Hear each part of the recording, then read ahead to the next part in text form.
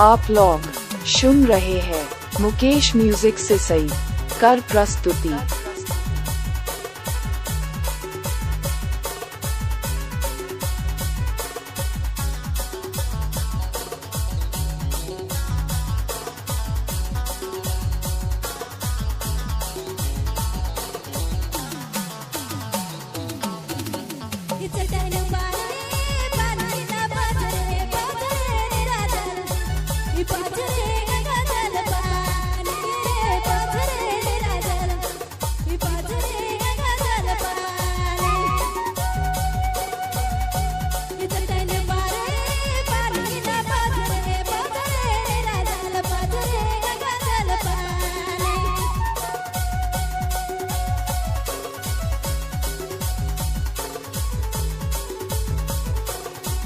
आप लोग सुन रहे हैं मुकेश म्यूजिक से सही कर प्रस्तुति।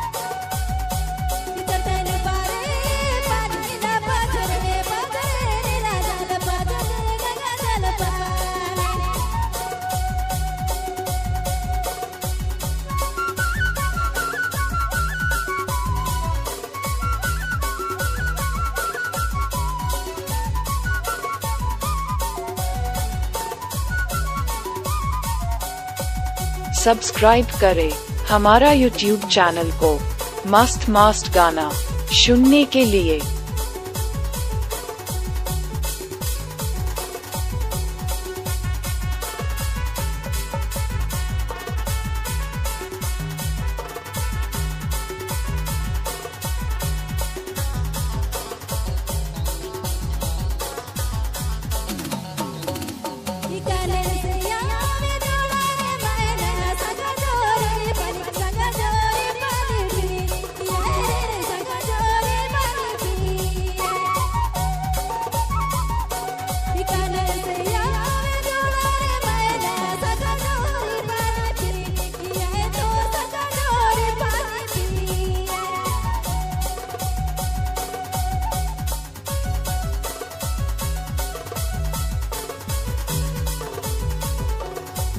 आप लोग सुन रहे हैं मुकेश म्यूजिक से सही कर प्रस्तुति।